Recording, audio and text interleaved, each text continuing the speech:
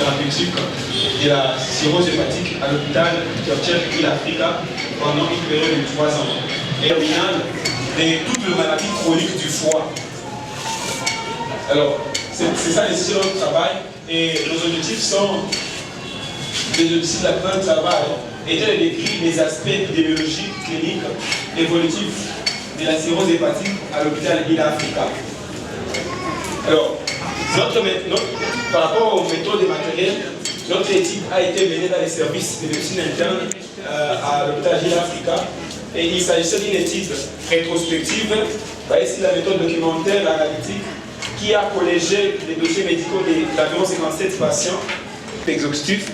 Elle a concerné les patients qui ont été suivis dans les services pour cirrhose hépatique durant notre période d'étude qui était de 3 ans.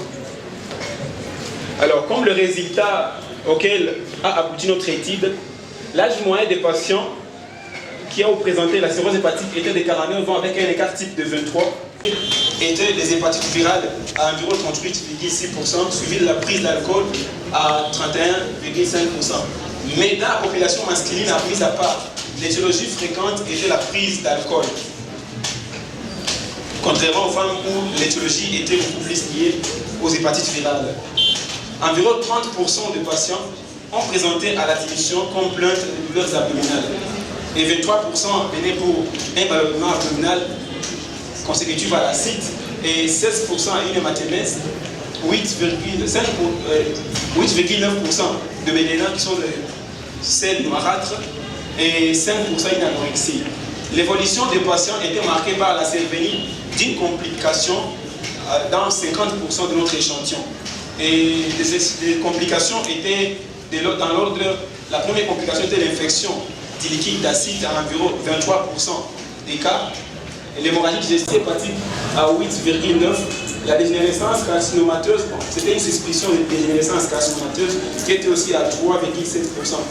Les traitements étiologiques étaient alors comptés et dans 12,3% des patients, l'air a été sur 2 par un décès. Alors en conclusion, par rapport aux résultats que nous avons trouvés, la cirrhose hépatique, c'est un problème de santé publique et il nécessite qu'il y ait un programme de prévention et de prise en charge précoce des complications. En fait, le dépistage précoce des complications et leur prise en charge pourrait contribuer seulement à réduire la mortalité qu'entraîne la cirrhose hépatique. L'œuvre humaine n'étant pas sujet à la perfection, vos remarques, vos suggestions, nous serons les bienvenus. Je dis et je vous remercie.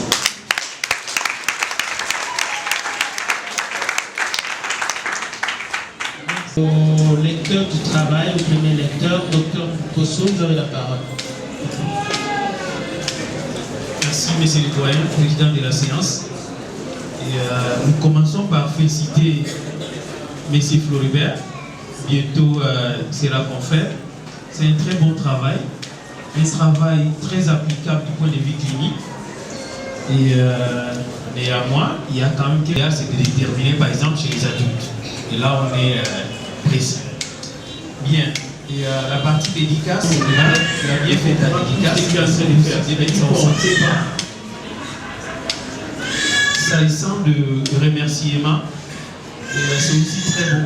Mais l'idéal, c'est d'avoir aussi de l'ordre. Il y en a qui mettent de travailler sur chaque département de remercier, et que de mettre 3 noms, 4 noms, 2 noms, c'est pas très bon si c'est possible. Merci. Bien. Et par contre, tu enlèves l'évolution et tu mets pronostic. Donc, même quand tu continues là-bas dans l'objectif général, tu es en train d'échanger des mots et ainsi de suite. C'est vrai, il y a un sens qui peut aller de même manière évolution comme pronostic, mais bien. Ça sera une première question. On va changer bien l'intention. Quand tu as un patient prévalent, et qui vient pour une douleur abdominale, pour toi, tu penses à quoi? Parce qu'il y a un autre étudiant qui a fait toujours comme toi, mais apparemment, ce n'était pas comme ça. Pour vous plaindre à l'admission. S'agissant de la méthodologie par rapport à l'introduction, eh bien, tout le monde devait faire le système en entonnoir. Mais tu as fait un normal de mélange. Tu es allé dans le monde, tu es l'Afrique, tu es revenu au moins, ainsi de suite. Si tu peux arranger ça ainsi, ça sera très impeccable ce travail ici. Je ne comprends pas très bien ne prends pas de l'alcool comme type d'alcoolisme. C'est ça un peu la petite difficulté pour moi. Donc ne prends pas l'alcool comme type d'alcoolisme, je n'ai pas bien digéré ça. Mais je sais que tu pourras expliquer, ça va passer. Bien, la page 26.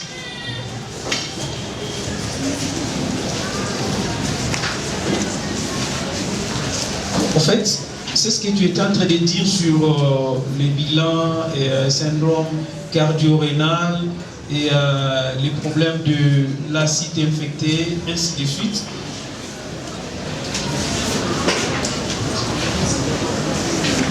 Sur les tableaux thérapeutiques, il fallait dans la fiche de collecte de données que tu mettes aussi des éléments qui te permettent de conclure à ce que tu es en train de parler. Par exemple, quand tu parles du syndrome cardio-rénal, là c'est très clair. Tu as fait la créatinine, on sait que ça fait partie. Mais aussi, tu mettrais un élément qui t'aiderait ou qui doit aider le lecteur à comprendre pour toi que syndrome cardio-rénal c'est quoi. Parce qu'il y a un ensemble de critères qui te permet de définir ça comme ça. Est-ce que tu prenais tous ces critères qui te disent syndrome cardio-rénal ou tu prenais juste un critère ou quoi, ainsi de suite? Par rapport à nos limites des moyens, eh bien, tu peux te limiter. Tu mets ça dans les définitions, par exemple, opérationnelles. Tu dis pour notre travail, pour parler de syndrome cardio-rénal ou pour parler de tel, nous avons pris tel élément. Et là, ça passe sans problème. Mais on ne trouve pas cette lumière dans ton travail. De tout ce qui est d'étiologie et autres, mais on ne retrouve pas vraiment des fréquences, on ne retrouve pas quelque chose par rapport à ta conclusion sur le traitement. Et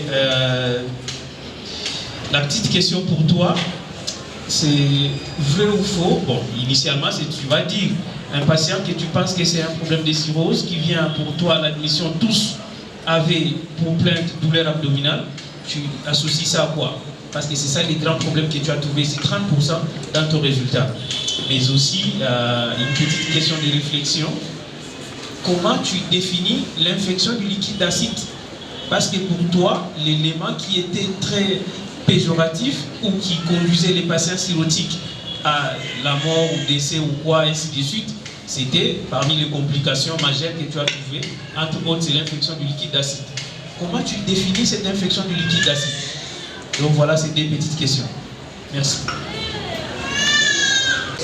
Avec une douleur abdominale à mon cabinet, et bien, la douleur abdominale chez un patient cirrhotique nous fait beaucoup plus penser à une infection du liquide d'acide.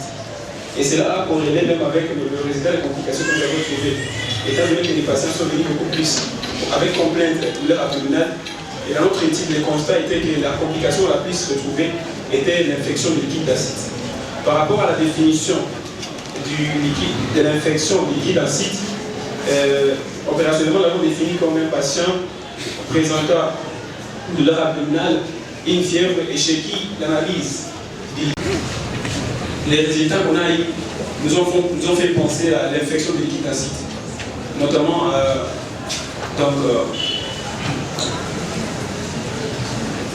les germes qu'on localise dedans, les produits inflammatoires qu'on localise dedans, nous ont fait penser à une infection du liquide acide.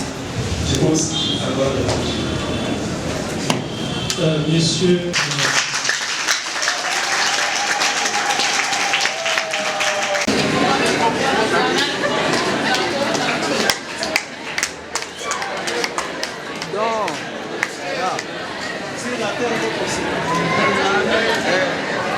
Nous souhaitons le même succès.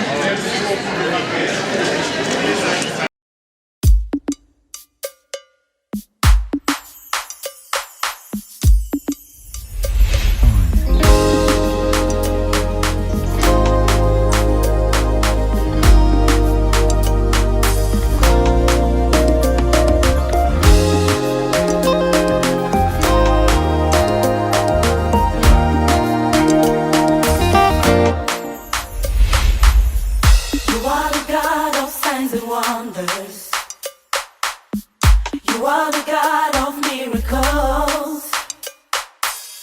You gave me joy and peace within, Lord. Yes, I have come to testify. No one can do the things you do. Always on time, you never late. I've got to stand and testify, Lord. This miracle. Come on, stand up on your feet and say, we testify. We celebrate.